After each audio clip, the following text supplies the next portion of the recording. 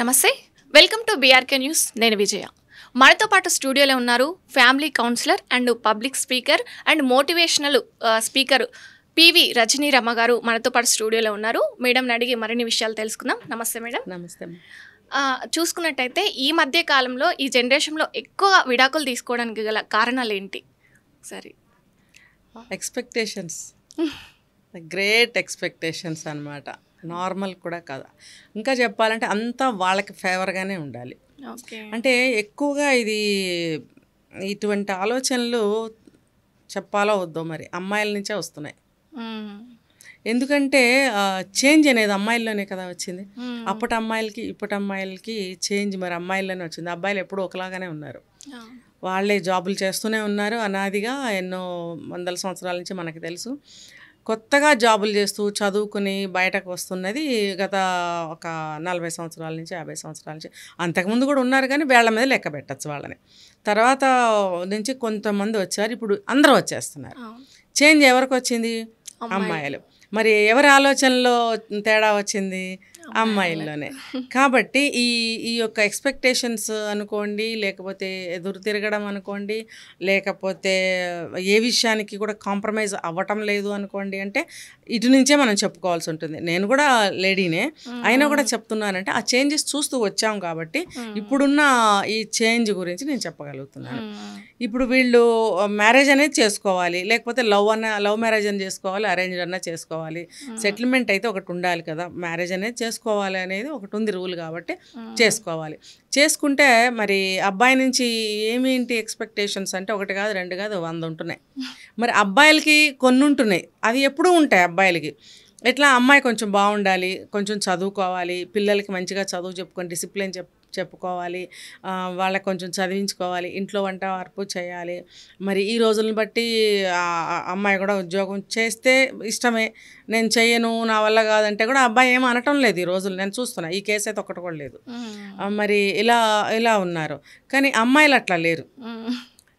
వీళ్ళ ఎక్స్పెక్టేషన్సే చాలా ఎక్కువగా ఉంటున్నాయి.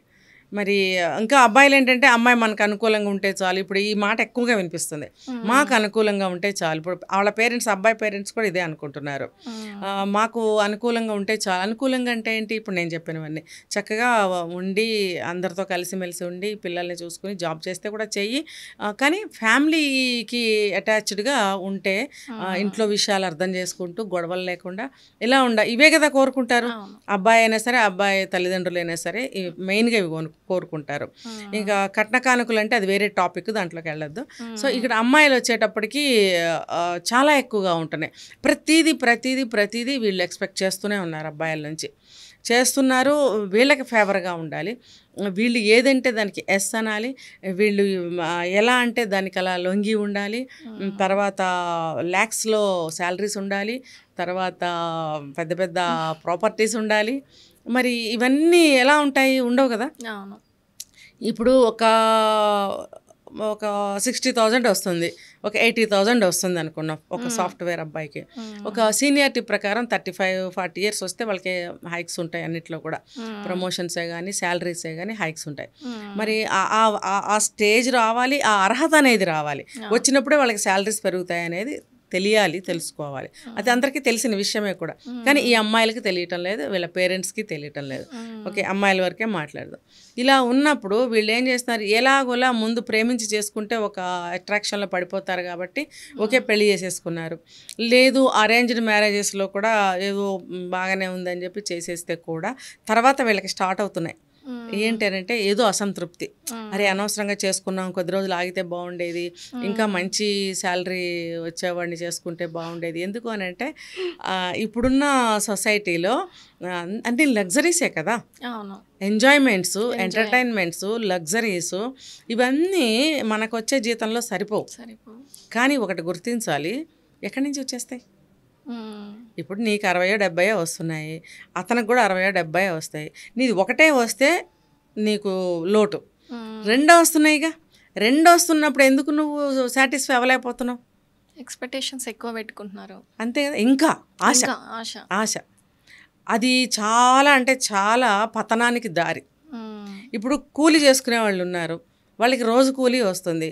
వాడు రోజు కూలీ 30 రోజుల కూలీ దాచుకుంటాడా, ఏ రోజు కూలీ ఆ రోజు వాడేసుకుంటాడా, అతనిష్టం. మరి నువ్వు ఇంత చదువుకుని ఇంత జాబ్ చేస్తున్నావు, నీకు కూడా ఒక ప్లానింగ్ ఉండాలి కదా. ఈ శాలరీ నెల చివరి వరకు మనం వాడుకోవాలి, మళ్ళీ ఫస్ట్కి మనకి శాలరీ పడుతుంది, అప్పటి వరకు ఈ మనీతో మనం మెయింటైన్ చేసుకోవాలి. అందులో ఈఎంఐలు కట్టుకో, నువ్వు ఇంటికి పంపించుకో, నీ లగ్జరీస్కి వాడుకో, నీ ఎలా అయినా పిల్లలకి వాడుకో, ఏదైనా చేసుకో, అందులోనే అనేది తెలియాలి కదా. అది ఇద్దరు శాలరీస్ ఉన్నప్పుడు కూడా నువ్వు అందులో సక్సెస్ అవ్వలేకపోతున్నావు, సాటిస్ఫై అవ్వలేకపోతున్నావు. మరి ఇంకా ఎక్స్ట్రా మనీ కావాలి. ఎక్స్ట్రా మనీ ఎక్కడి నుంచి వచ్చేస్తుంది? ఆ జాబులు మారుతారు, ఏ జాబ్ మారినా పెద్దగా డిఫరెన్స్ ఏమి ఉండదు. అంటే ఇది పెరుగుతూ వెళ్ళిన కొద్దీ కూడా ఇంకా వస్తే బాగుండు, ఎలా వస్తుంది అని ఆలోచిస్తూ ఉన్నప్పుడు ఈజీ మనీ వైపు వెళ్ళిపోతున్నారు. ఈజీ మనీ వైపు వెళ్ళిపోయినప్పుడు వేరు వేరు అడ్డదారులు తొక్కడం జరుగుతుంది. ఎన్నిటికీ కారణము ఎక్స్పెక్టేషన్స్ వల్ల. ఇప్పుడు పెళ్లి చేసుకున్నప్పుడు భర్త మంచివాడైతే చాలు కదా, మనకు సఫిషియెంట్ శాలరీస్ ఇద్దరే వస్తున్నాయి కదా. ఇద్దరేనా ఎందుకు అంటున్నా అంటే ఖచ్చితంగా ఇద్దరు చేస్తున్నారు జాబు. 100 మందిలో ఒక 5% 10% జాబ్స్ చేయట్లేదేమో, కానీ అందరు చేస్తూనే ఉన్నారు ఆల్మోస్ట్. చేస్తున్నప్పుడు మీకు 2 శాలరీస్ వస్తున్నప్పుడు మీకు ఎందుకు సరిపోవట్లేదు, సరిపెట్టుకోవాలని మీరు ఆలోచించండి. అంతేగాని వేరే వేరే ఆశలకు పోయారంటే మాత్రం పతనమే. ఇప్పుడు ఇలా ఉన్నప్పుడు ఇంట్లో భర్త అన్నిటికీ లొంగి ఉండాలి. ఇదొకటే కాదు, మెయిన్ డబ్బు, తర్వాత ప్రతిది పని అంతా కూడా హస్బెండ్ చేయాలి. నాకు బాగోకపోతే ఆయన బతిలాడాలి, నాకు మనసులో ఏదన్నా అనుకుంటే ఆయన తీసుకొచ్చేయాలి.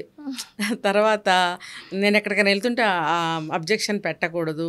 తర్వాత బాగోనప్పుడు అతనే చేయాలి, బాగున్నప్పుడు కూడా నా మూడు బాగోపోతే కూడా అతను చేయాలి.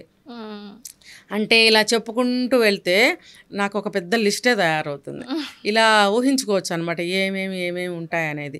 దీనివల్ల అబ్బాయిలకి ఏమవుతుందంటే ఫస్ట్ బాగానే ఉంటుంది, తర్వాత కొంచెం బాగానే ఉంటుంది, తర్వాత కొంచెం చిరాకు స్టార్ట్ అయ్యి ఏదో అబ్జెక్షన్ చేయటం మొదలుపెట్టినప్పుడు వీళ్ళిద్దరికీ ఫ్రిక్షన్ స్టార్ట్ అవుతుంది. అప్పుడు గొడవలు స్టార్ట్. ఈ లోపల కిడ్స్ వచ్చారంటే పాపం వాళ్ళు కూడా ఈ నరకం అనుభవిస్తూ ఉంటారు, వాళ్ళని సరిగ్గా పెంచలేకపోతారు. ఇవన్నీ దేనికి? మన అసంతృప్తులే కారణం, ఓవర్ ఎక్స్పెక్టేషన్సే కారణం. దీనివల్ల గొడవలు తారాస్థాయికి చేరుకుని నువ్వెంత అంటే అంటే మారిపోతుంది స్టేజ్. ఇంకా మధ్యలో మళ్ళీ ఈగోస్ కూడా వస్తున్నాయి మేడం, నువ్వు జాబ్ చేస్తున్నావు నేను జాబ్ చేస్తున్నా, ఇప్పుడు వస్తాయి. ఈ స్టేజ్లో ఇవి స్టార్ట్ అవుతాయి. అదే చెప్తున్నా, ఈ గొడవలు వస్తాయా? ఈ గొడవల దగ్గర నుంచి నెక్స్ట్ స్టేజ్కి, నెక్స్ట్ లెవెల్కి వెళ్ళాలి కదా. నెక్స్ట్ లెవెల్కి వెళ్ళాలంటే అది పర్సనల్కి వెళ్ళిపోతారు. ఇంకా ఈగోస్ కానీ ఇంకోటి, నువ్వు అలా అన్నావు, నువ్వు ఇలా అన్నావు, నేనెందుకు దిగి రావాలి, ఇంక ఇవన్నీ మొదలవుతాయి అనమాట. అక్కడ ఇంకా అడ్జస్ట్మెంట్స్ ఉండవు, మరి ఇద్దరి మధ్యలో ఒక అండర్స్టాండింగ్స్ ఉండవు, ఏముండవు, అసలు ఏముండవు, ఇంకే గుర్తు కూడా రావన్నమాట. ఈ పోటీ పెరిగిపోయి వీళ్ళకి ఈగోస్ కూడా పెరిగిపోయి చివరికి పంతాలు పెరిగిపోతాయి. పంతాలు వచ్చేస్తే తర్వాత పంతాలు పెరిగిపోతాయి. పంతం పెరిగినప్పుడు ఏమవుతుంది? ఎవరు లొంగరు. నేనేం తప్పు చేశానని నేను లొంగాలి, నేను లొంగాలని ఇద్దరు అనుకున్నప్పుడు విడిపోతున్నారు. ఈ పిల్లలు ఉన్నారంటే పిల్లలు బలైపోతున్నారు. ఆ పిల్లల్ని ఎవరు పెంచాలి? అమ్మాయిలు ఏం చేస్తున్నారు? ఈ రోజుల్లో నాకు పిల్లలు వద్దని చెప్పి వదిలేస్తున్నారు భర్త దగ్గర. అతను ఏం చేస్తున్నాడు? వాళ్ళ పేరెంట్స్ దగ్గర వదిలేయటం. వాళ్ళు ఎందుకు పెంచాలి అసలు? వాళ్ళు పెంచగలరా? ఇతను ఇంకొక మ్యారేజ్ చేసుకున్నా, ఇంకొక ఎఫ్ఐఆర్ పెట్టుకున్నా ఆ వచ్చిన వాళ్ళు ఈ పిల్లల్ని ఖచ్చితంగా చూడరు. మరి ఇప్పుడు హాస్టల్స్లో వేయాలి, లేకపోతే పేరెంట్స్ చూడాలి. ఎన్ని రకాల కష్టాలు వస్తున్నాయి కదా. ఇప్పుడు ఇవన్నీ ఎన్నో జరుగుతున్నప్పుడు అమ్మాయిలు కానీ అబ్బాయిలు కానీ అర్థం చేసుకోవాలి. అబ్బాయిలైనా సరే, నేను చెప్తున్నాను, అబ్బాయి పక్షపాతి కాదు, అమ్మాయి పక్షపాతిని కాదు నేను. ఇప్పుడు అబ్బాయిలైనా సరే ఎంతవరకు ఓర్చుకుంటారు, అమ్మాయిలైనా సరే ఎంతవరకు ఓర్చుకుంటారు. అందుకని ఎవరి ఆలోచనలు వాళ్ళు కంట్రోల్ చేసుకోవాలి, ఆలోచన విధానాన్ని మార్చుకోవాలి. మనకు వచ్చిన శాలరీలోనే బతకాలి. దొంగతనం చేసో లేకపోతే ఇంకో వెధవ పనులు చేసో మనం సంపాదిస్తే అది ఎంతవరకు కరెక్టు? అది సంపాదించగలమా? సంపాదిస్తే మాత్రం మనం ఇది ఉంటుంది కదా, ఆత్మ అనేది, అది మనకు ఒక మనసు అనేది ఒక కోర్టు. ఎవరికి ఎక్స్ప్లెనేషన్ ఇచ్చుకోవాల్సిన అవసరమే లేదు, చివరికి దేవుడికి కూడా అవసరం లేదు. మన మనసులో, మన కోర్టులో మనం చెప్పుకోవాలి, మనం చేస్తున్నది కరెక్టా, మనం ఉన్నది కరెక్టా అనేది మనం చెప్పుకోగలిగితే ఎవరు కూడా అటువంటి తప్పుదారిలో వెళ్ళరు. అదే ప్రధానంగా అయితే ఎక్స్పెక్టేషన్స్ అండ్ ఈగో ప్రాబ్లమ్స్ వల్ల ఈ జనరేషన్లో విడాకులకు కారణమవుతుంది. చాలా చక్కగా వివరించారు madam. Thank you so much.